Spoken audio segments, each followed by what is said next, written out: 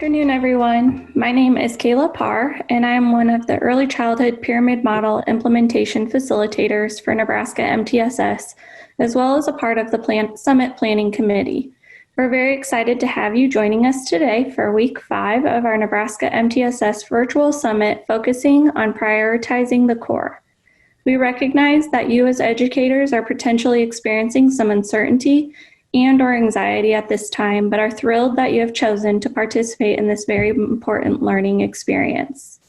Today, I have the distinct pleasure of introducing you to Dr. Lise Fox and would like to take a moment to share some information on her background. Dr. Lise Fox is a professor of the Department of Child and Family Studies at the University of South Florida and is the co-director of Florida Center for Inclusive Communities, a University of Excellence in Developmental Disabilities. She is one of the developers of the pyramid model for promoting social emotional competence in infants and young children and is the principal investigator of the National Center for Pyramid Model Innovations. We're so fortunate to have Dr. Lise Fox here sharing her message with us today, entitled Social, Emotional, and Behavioral Practices That Every Early Educator Should Know and Use. So without further ado, welcome Dr. Lise Fox.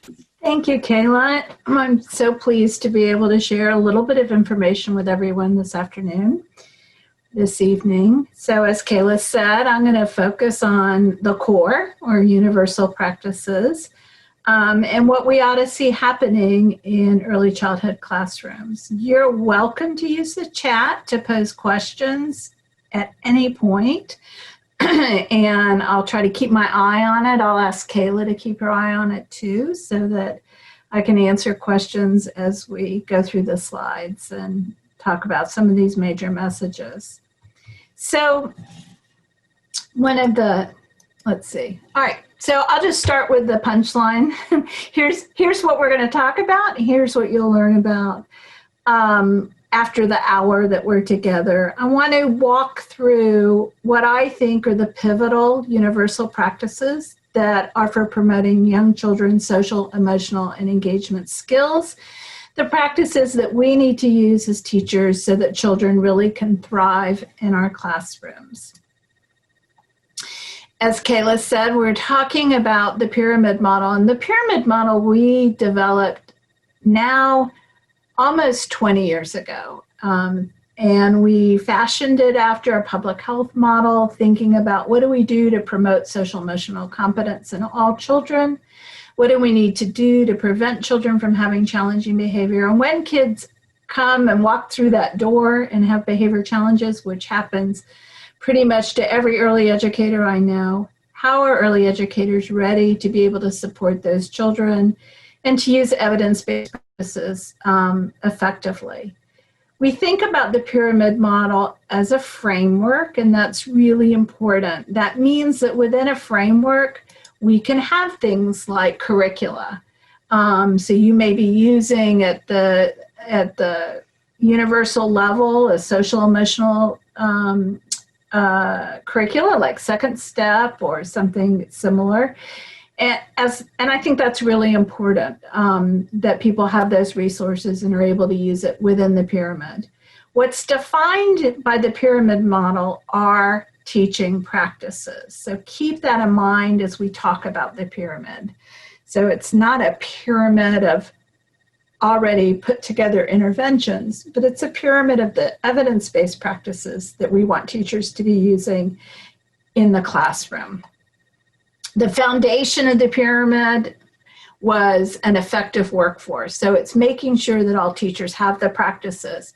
The next level that we have, we're nurturing and responsive relationships, because of course, especially with young children, everything's about relationships, right? It's about the teacher's relationship with the child, the teacher's relationship with the family, the relationship between team members, and the ability of the teacher to help the child develop social relationships. The relationships in terms of our core practices paired with how the National Association for the Education of Young Children and the Division of Early Child have defined evidence-based practices that need to be in every classroom to promote the learning of all children. are kind of our core. That's what we want to make sure every child has. And these two levels of the pyramid are informed, these practices are informed by a wealth of research around the critical importance of responsive relationships and the critical importance of really looking at how we set up environments so that they really can promote children's social emotional competence. So that environments, when we bring young children into a classroom environment, into a large group of children, is kind of a hard endeavor for them to navigate. So we have to be really planful about how we structure those environments so that kids understand what to do, what's next, what are the expectations, and are able to be a part of a large group. The next level of the pyramid, we've labeled, unfortunately, targeted social emotional supports. And often people say, okay, social emotional then in the pyramid is tier 2. Let's not think that. All children need social emotional instruction. Every single day, they need some kind of social emotional instruction. You can't teach all social emotional skills every day, but on every single day in an early childhood classroom, there should be some planned social emotional lesson and then lots and lots of embedded instruction. Some children will need even more intervention, and that's when we're starting to think tier 2. What's interesting about an early childhood classroom is that kind of all that work happens within the primary classroom, right? So all the action for a little one, for a 3 or a 4 or a 5-year-old, is happening within the classroom. So all kids are going to need social emotional instruction. Some kids are going to need more systematic instruction that's delivered at a higher dosage in partnership with families in the use of progress monitoring. The topics that we're going to focus on are self-regulation or anger management kinds of skills, calm down strategies, expressing and understanding emotions in yourself and in others, social problem solving, and developing social relationships. So all children are going to need instruction in that. And I think what's unique, and if those of you on the call are early educators, you know this already, what's unique about early childhood is our social emotional teaching work is kind of front and center, right? Because our kids are just learning these skills. It's not like we expect them to come already knowing how to behave socially or how to be a part of a group, and we're reminding them of expectations. What we're doing is really teaching them how to do that, how to interact with others, how to problem solve when they have a problem, how to follow directions. And because of that, that instruction is really front and center to all of our work. Of course, we're teaching literacy and numeracy and all those other things, but all of those other things really rely on children learning these social emotional competencies. So that's really critically important. The other thing I want to say about these kind of big 4, the self-regulation, emotional literacy, problem solving, and friendship skills, is that if you look across early childhood social emotional curricula, you will always see those 4 kind of major areas, because that's where kids are developmentally. So in the pyramid model, we're going to focus on that as well. And then at the top of the pyramid, we had the delivery of individualized intensive interventions. And that's for kids who present with challenging behavior or kids who have social emotional delays. And of course, when we do that, we want to develop an intervention plan that we can all use in the classroom as well as in the home and by families in the community. It's going to be based on assessment, if it's behavioral functional assessment, as well as other assessments that inform the work. We're going to do it as a collaborative team with families as a partner, and we're going to be focused on the teaching of new skills to replace the challenging behavior. So that kind of is the pieces of the pyramid. What I'm going to do is dig deep into some of those practices. But before I get there, I want to talk about how we view this whole framework of practices in the day-to-day instruction of teachers. I think teachers need to have the capacity to do kind of all of this, from the foundation of the pyramid with relationships to knowing how they'll go about intensive intervention, to be comfortable in the classroom with their core strategies. I know that sounds a little convoluted, but what I have found is that when teachers don't kind of have the big picture of how will I meet the needs of every child who's enrolls in my classroom, it makes it harder to do all of it. It makes it harder to do effective transitions. It makes it harder to teach social emotional skills. And so we want teachers to have the capacity for all of these practices. And in many ways, having the capacity for all of it is what delivers a strong tier 1. And to have all of it in place, then we have teachers that really can connect to children and the families and to their team members, have the confidence that they're going to be able to handle whatever is thrown to them, and be able to use those practices confidently and competently. I think that's really important. In our work, we've developed a tool so that we can get a sense of where teachers are in those practices. It's the Teaching Pyramid Observation Tool. I know that it's used in Nebraska, and I'm sure Kayla does some of the training in it and knows how to administer it, which is fabulous.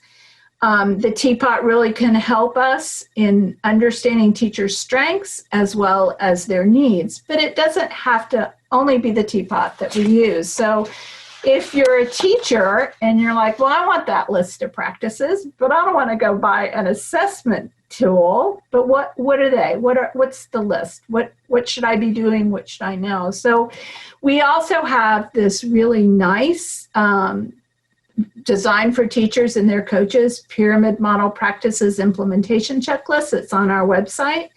And when we use these with teachers, we ask teachers to reflect on, where am I really strong and I've got that nailed? And what are the practices I don't know a lot about, but I want to learn more? Or what are the practices that I know I really need to strengthen? So I invite you to go to the website and download this document that'll be really helpful and give you, I think it's about 11 pages, really list out each of the practices in a way that is observable and understandable. So in our coaching work, we might use this practice checklist to begin the conversation about how can teachers strengthen their practice implementation.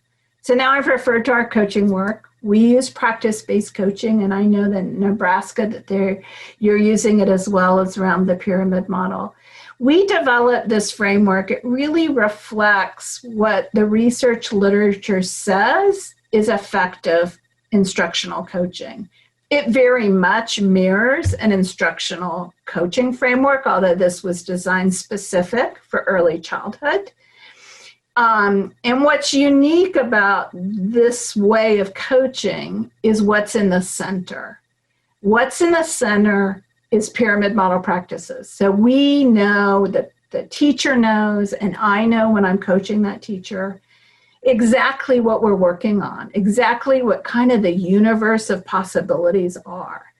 And then we focus in on where does the teacher want to grow, or what skills, what practices need to be put in place to really get to fidelity of the universal tier of pyramid model implementation.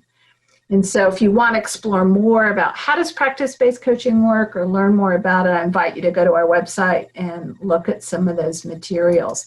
Practice-based coaching is intended to be a cyclical process. So we talk about cycles of coaching, multiple cycles to get to teachers to proficiency.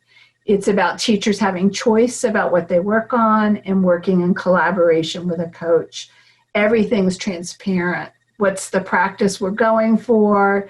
Having an observation of the times a day you might use that, reflect, have feedback, learn about new resources, and continue to grow.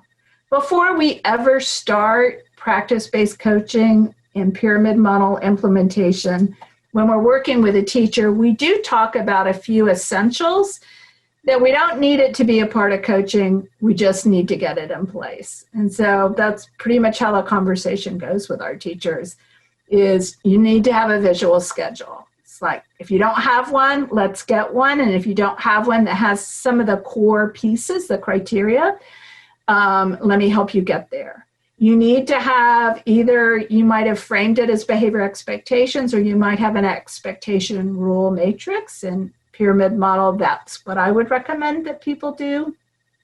But we also want to accommodate other kinds of curricula that might just have the expectations. So you need to have that. You need to have visuals for it. You need to have it posted. You need to have it where kids can see it, or it's not really useful to young children. We need to make sure that you have some kind of display that families are, the children's families are a part of their lives, and children can see pictures of their families.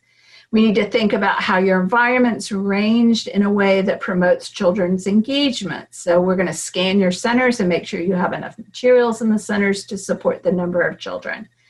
And then we're going to look and see if you already have a behavior management system, is that positively framed? And so if people have behavior management systems where children lose points or lose standing or lose privilege, we're going to rework that so children are always earning up, not necessarily earning, but being acknowledged up versus having things taken away from them. So those are the essentials. We've unpacked that for you. Again, you can find it on our website if you're curious about what those essentials are. So those should be put in place before kids ever come, so that you're ready with a classroom that's going to work to promote kids' behavioral adjustment as well as the learning of social and emotional skills. As we then think about what are the pivotal practices? So what can we do that makes a huge difference for children? In that pyramid checklist of practices, and in the pyramid model and the teapot, in the responsive relationship level, these three things are really critically important to young children. That we are having supportive conversations, that every child is acknowledged, that children, we're using their names, we're having prolonged conversations with them, and we're having conversations with them about their interests. So every child gets connected to the adults in the classroom, and the adult is connected to the child. Super important. Positive attention goes along with that. And then positive descriptive feedback. You've all heard about the importance of that. It can't be understated. Very critically important that we have high ratios of positive descriptive feedback to children versus corrective feedback. And those are key. And when I go in classrooms and that's not in place, it doesn't matter what else you're doing, because you're not connected enough to children that those other practices are going to work well for them. We want you to think about expectations and rules, just like if you're a PBIS school and you're doing that work. What you'll see, though, in the early childhood classrooms is that we're going to use a lot of visuals. We're using visuals because either our children don't have the language or reading skills to read. We're using visuals for children who might speak other languages so that they can access it. We're using visuals to make it clear to kids what this is about. And we're using visuals so that children are interested in these pieces that we're posting, referencing, and talking about. In terms of our expectations, if you're in an elementary school where they have expectations that are more than 4 words long, we're going to break it down so that kids can understand it, still aligned to the big kid expectations. But we need to have it be the language that we would use with young kids at the level that young kids are going to understand it. So here's a expectation chart. Similarly, we would do an expectation rules matrix so that we really are thinking about what are going to be our rules in different contexts and different environments. We'll use visuals, again, to illustrate those rules. Here's a great place to get visuals.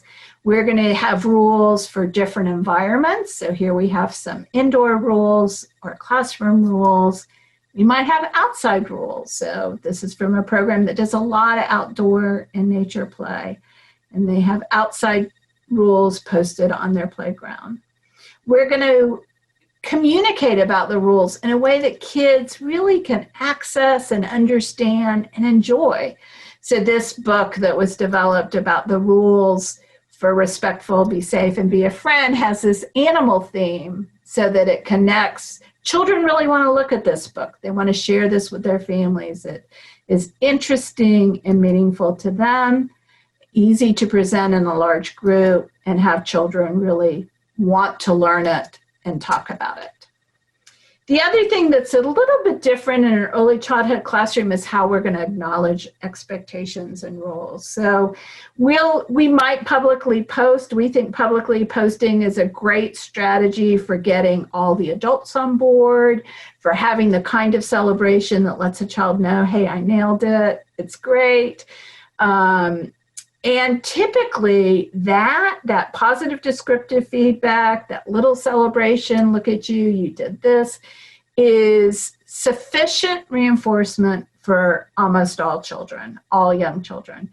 We're not assuming that we have to motivate or incentivize children with a token, and that they would save up and later get a reward. So we're going to keep it much more proximal to them. We also have to realize that our little ones, that notion that I did it on Tuesday and I'll get rewarded on Friday doesn't work for children who are developmentally young.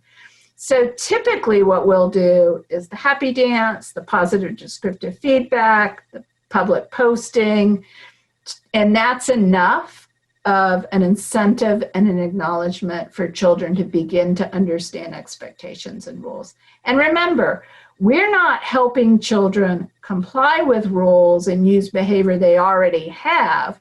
We're really teaching them how to do these things from the very beginning when they're young.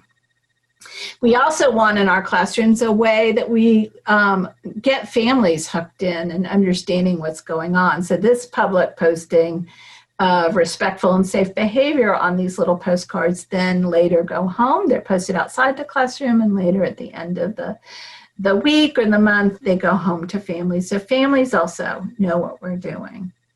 This idea of using visuals and making things really concrete and clear to kids at this environment level is super important. We want kids to always know. So I talked about this was about connecting with families. And then I talked about the importance of children knowing what they're supposed to do, what's coming next, and how we can use visuals, for example, in transitioning kids. And if there are other gaps in your understanding, just throw it in the chat with a question and we'll get there.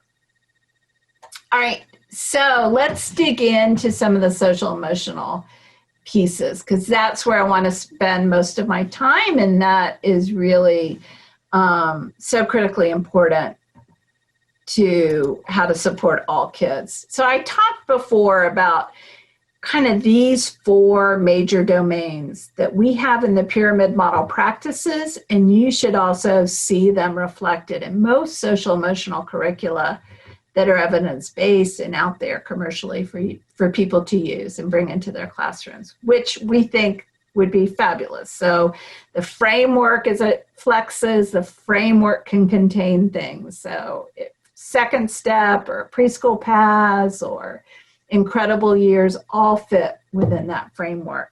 So the 4 domains, we talk about peer social interactions as friendship skills, but there's also adult interactions kind of in there in the friendship skills.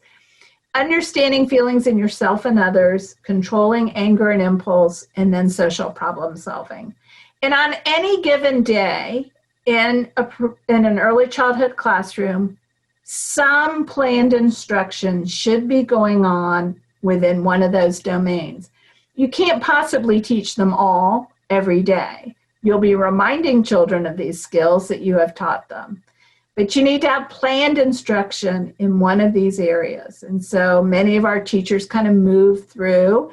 Often friendship skills and feelings come up first. They all seem really important. You might have some children in a targeted intervention learning like emotion regulation before you present it to the whole group. But we acknowledge you have other things you have to teach as well. But on any given day, I should be able to see a large group lesson that includes some social emotional learning, people referencing that in their small group instruction, and then connecting to it as they do embedded instruction within other routines and activities. So let's unpack what we're talking about. What would you be teaching? Friendship skills.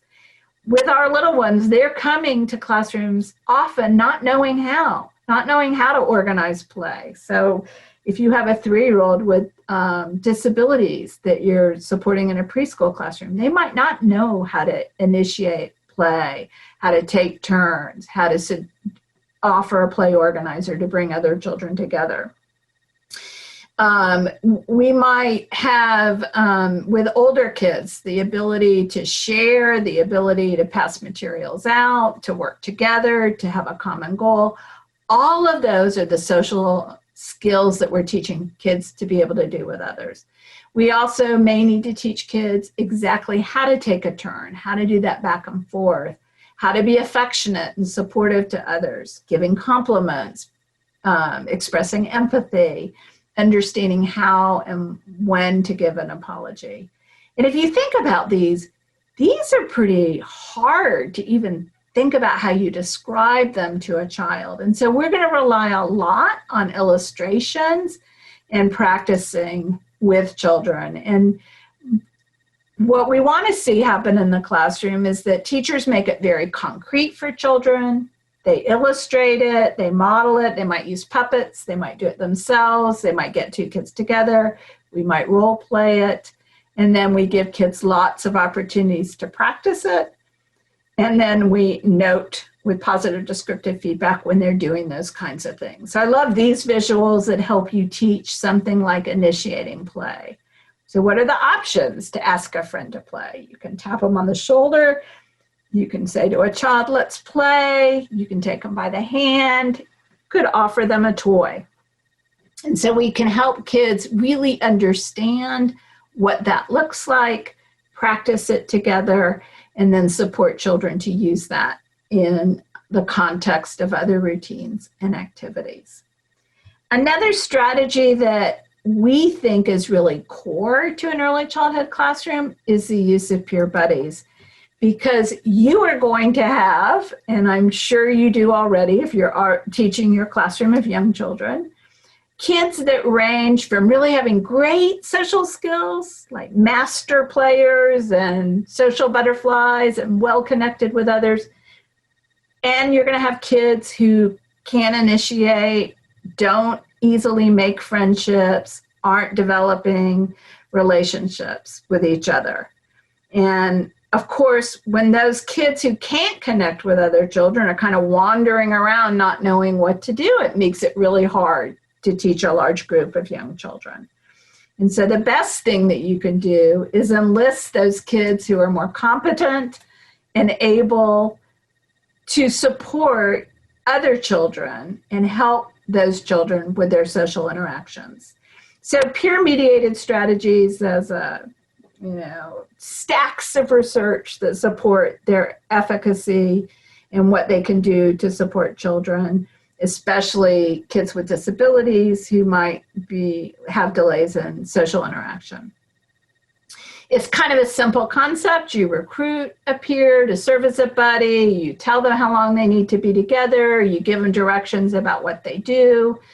They're not buddies for life. It's either for a short amount of time, or you have 2 children who are going to buddy up and help another child, do their work or engage in center time. We don't make kids be the buddy. They can always say, hey, I'm out, I'm done, so that they don't burn out. And then we give kids, all the kids who are learning how to play and the kids who are supporting their buddies on learning how to play, we give them encouragement and positive descriptive feedback. And what we know from the literature is when we do this, kids who are typically developing, who are helping kids who have delays or kids with disabilities, also grow in their social skills. They have better attitudes around kids who have disabilities. There's less disruptive behavior overall in the classroom. And those typically developing kids are viewed as more skilled by teachers and parents. So I wanted to show you a short video of what this looks like in a classroom. And I want you to note how really craftily this teacher sets the kids up to play together. She's orchestrating all of it. The children come up and it looks like it's a drawing of who I get as my buddy, but she's planned it carefully and kind of set it up. And then what happens is it's the end of circle time and she pairs up children and we have 15 minutes of buddy play. And so that's when each of these kids who have greater support needs have a peer to help them learn how to play and socially interact. And then we move into center time. And as we move into center time, those children have had this really great positive experience and encountered their peers. So let's see if we can play this. Seth, you'll have to let me know if it doesn't. Sound doesn't come through. Todd, come see who your buddy is. Look in the door. I wonder who it's gonna be. Who is it? Pull it out. Who's it, Todd? Look at the picture. Who is that? How'd you know that? Todd, who is that? Hannah, come on up. It's Hannah. Okay, you put Hannah's picture on, and Hannah puts Todd's picture on. Where do you guys want to play? Oh, gotta move that, don't I? Do you want to play housekeeping? Okay, read it together. I want to play housekeeping. Todd, read it. I want. I don't hear you. Want to play housekeeping. Okay, good job. Thank you. Here, right up here. Up here, Todd. Up here. My brother needs another Dammy because he has another. Yeah, he has another hurt on his back, right up here. Maybe Todd can get the Band-Aids for you. Ask him for more. Can you get me a Band-Aid? Up here. Go get a Band-Aid.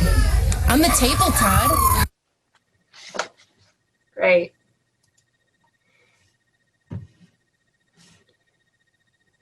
So we heard the sound, I hope.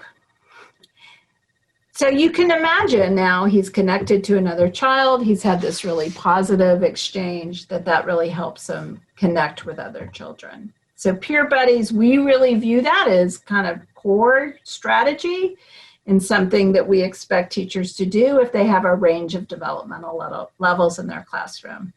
The next here I want to give you a little bit of an idea about what the practices look like is emotional literacy, and that idea that it's the ability to understand, identify, understand, and express emotions in healthy ways. And so again, lots of visuals. So we have visuals on our website. I love these visuals that are on Head Start Inclusion that are picturing kids a little bit older than what we have. And what we want is for the idea of using the visuals is to help kids really learn about a range of emotions and have a range of emotion words. And actually there's some really interesting research that the more emotion words that children have to understand the emotions of others and themselves, the greater their social competence.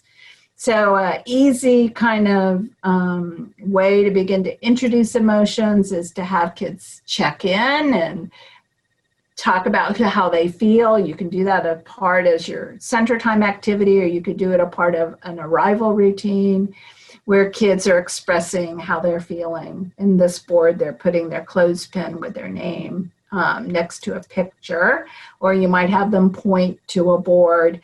Something like this, if you made it on a board, then you could pair it with literature and you could talk about how characters are feeling and kind of dwell on that a little bit and have children learn more complex words like confused and frustrated, so that kids learn how to use these more complicated words and are able to express that and understand that in others. You might take a book that you're reading and really kind of max that book out with other activities so that we can stay with it for a while. So the Grouchy Ladybug really offers a nice book for then reflecting on emotions and the expression of emotions. So in the center of this, it says, when I'm grouchy, I stop and think and use my words. So you can do this big art project, we can talk about it, we can share it, and then post it for others to see. This teacher has done the emotions in her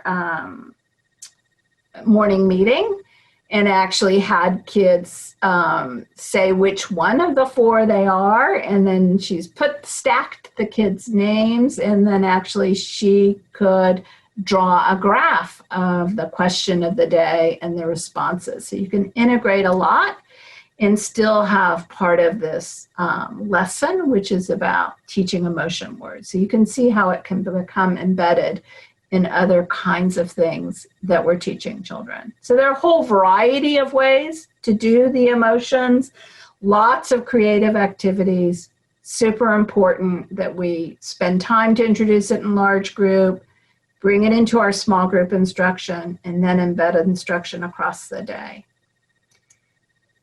The next area is controlling anger and impulse. And so often we tell kids they need to do this, but we don't teach kids how to do this. And so what we want is for kids to really understand that when you have those kinds of strong emotions, that those can interfere with your ability to problem solve, that it's okay to feel a strong emotion, but it's kind of what we do with it and how we respond to it. So we want kids to be able to recognize when they're feeling angry. We want them to learn how to calm down and to regulate that strong emotion, and then to be able to express their needs and wants in a way that's not going to be harmful to others. So our favorite way to teach this, which also is in 2 major evidence-based curricula in preschool paths and in Incredible Years. They too have a turtle technique, and we have Tucker the turtle. We have a storybook that introduces Tucker. It is a great way to teach children about Tucker. There's a great puppet. I have a turtle puppet right here. People always give me turtles because he's so popular. But there's a nice turtle puppet where everything retracts that's great for teaching children how to do the turtle technique. What the turtle, in the story, the turtle gets angry and he learns how to first recognize what he's feeling. So he's feeling angry, stop your body, and pull in your shell. So for a child who's externalizing, who has that strong emotion and wants to strike out, we're saying pull in your shell, and take 3 deep breaths, which is really critically important to relaxing and to calming down.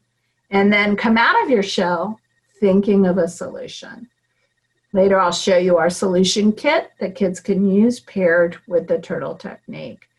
I can't tell you how popular this has been. It's popular with our classroom teachers because it really works for children.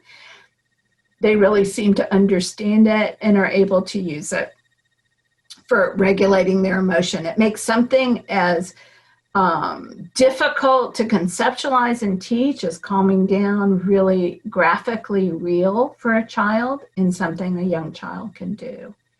We have other ways we can teach kids things to calm down, like just deep breathing. We like to use smell the flower, blow the pinwheel. Some people do smell the flower, blow out the candle. I don't really want kids seeking to interact with candles, young kids especially. And it's easy to have a pretend flower in the classroom and a pinwheel where we can practice this. The other thing that's nice about blowing the pinwheel for young children is that's a sustained breath, which is really what you need when you're inhaling. You want to have a deep breath, and then you want to have a sustained exhale for relaxation. We might also use visuals for relaxation. So these come from that Head Start Inclusion website, where teachers have printed these and put them in a kit. So as you first put something like that together, you're going to teach it in a large group. You're going to teach all the children what it is, why you might use it. You might read a story about when somebody had really strong emotion and they needed to calm down. And then they're going to make a choice and they can hug something or count to 10 or do chair push-ups. You're going to illustrate it for children, and then we're going to go back to it until kids get it. And then maybe set this up in the classroom where children know that they can access it. Another visual for teaching relaxation that works for some children is this concept of I'm in the red zone and feeling really angry. I'm going to take 3 deep breaths and get to the calm down zone.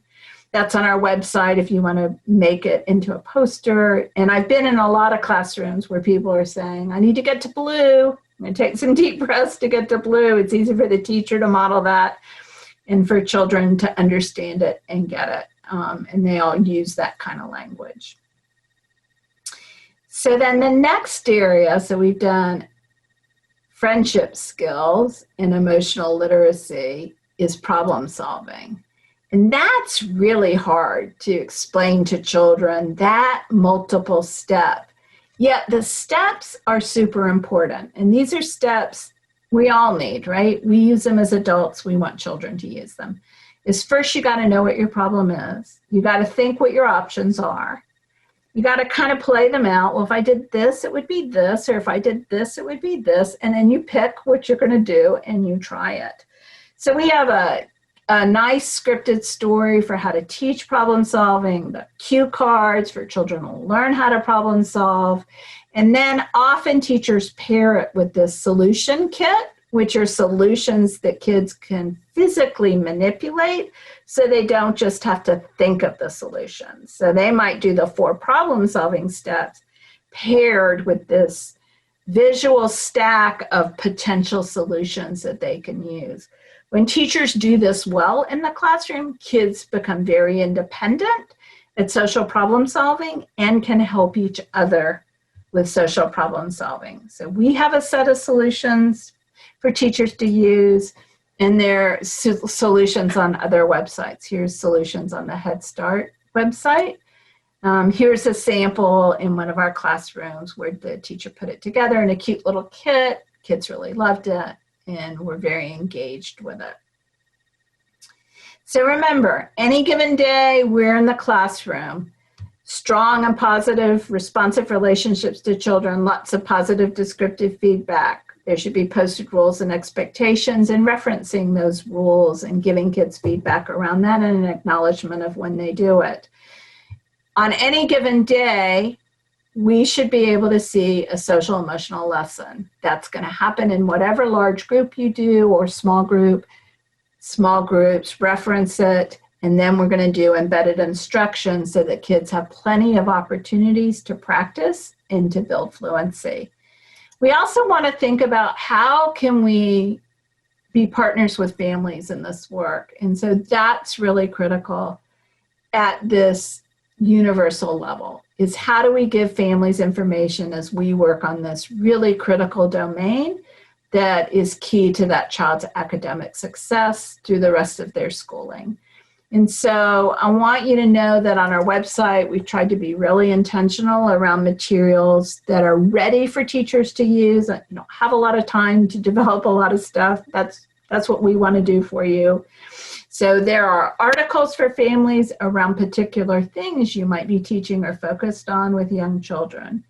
We have a cool backpack connections that really goes with the pyramid levels and says, this is how we're working on it in the classroom. Here's how you can work on it at home. And has, I think there are about 27 of them, and we have them in multiple languages, which is really useful. Also wanted to make sure that you knew that we've been trying to get materials out there to help all of us adjust to class, instruction in the pandemic. So one of the things that we put on the website was this guide that we had developed around reopening programs and classrooms. I want to bring it to your attention because in it, there are like 27, I think, hyperlinks to materials that are ready for you to use. And what we've done in the guide is help school level administrators and classroom teachers think about, as kids return to programs and we're teaching wearing masks maybe or not wearing masks, and there's the notion that we could shut down if there's enough COVID, all of that is really stressful. And so what are our priorities? What practices should we use? How do we help kids get comfortable? How do we reconnect with families and make sure they're comfortable in this really difficult time? And so the guide talks about the engagement with families and gives you some additional and new resources. Like one of the great pieces in there that still would be relevant for Nebraska, I know you've been in school a couple weeks, is My Teacher Wants to Know. And it's something for families to fill out to tell you kind of what has happened over these last months, the pandemic, and to help that parent in a real user-friendly way offer any observations they've had about kids' social delays or problem behaviors so that you can tackle that.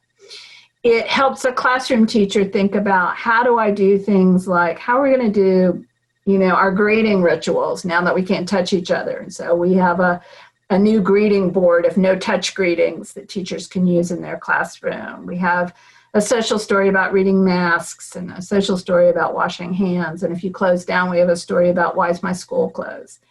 And then we help teachers think about the importance and the primacy of social emotional, because if there was ever a time that we ought to be thinking about children's social emotional wellness and instructing kids in social emotional skills, think about these little ones who've been at home with parents who are distracted and working and having a hard time. Some children may have experienced trauma of all different nature, either the loss of a loved one or illness or food insecurity, all of those things. So it really helps, this guide helps you think about all of those things and how to structure your classroom to try and support children and families during this time. The other piece that we developed was this guide for, and I think this is less relevant to you, although if classrooms shut down, it will be. What we heard from practitioners is, if we're going to teach virtually and the kids are going to be at home, then I need to connect with the families, especially for our very young kids. And how do I do that? How do I do those calls or those meeting with families? Because now families really are making sure kids are getting taught, not me, because kids aren't in my classroom. And so this is really the structure of how you have that phone call or that virtual meeting with a family, so that you understand what the family needs and you know how to support that family to be able to support their child. Here's a picture of some of our scripted stories. Hopefully you found them or you will find them. They can be super useful. They're designed specifically for young kids with real images. We think that's really important for kids to understand that. And then some resources that we can all use in supporting families during this pandemic time. So we're constantly developing things to help people understand the practices and to use the practices. So Kayla, I think we have time for some questions, if there are questions. That sounds great. So for those of you participating, we have the chat feature available. So if there's questions that are coming to mind as you listen to Dr. Fox, go ahead and type those in the chat.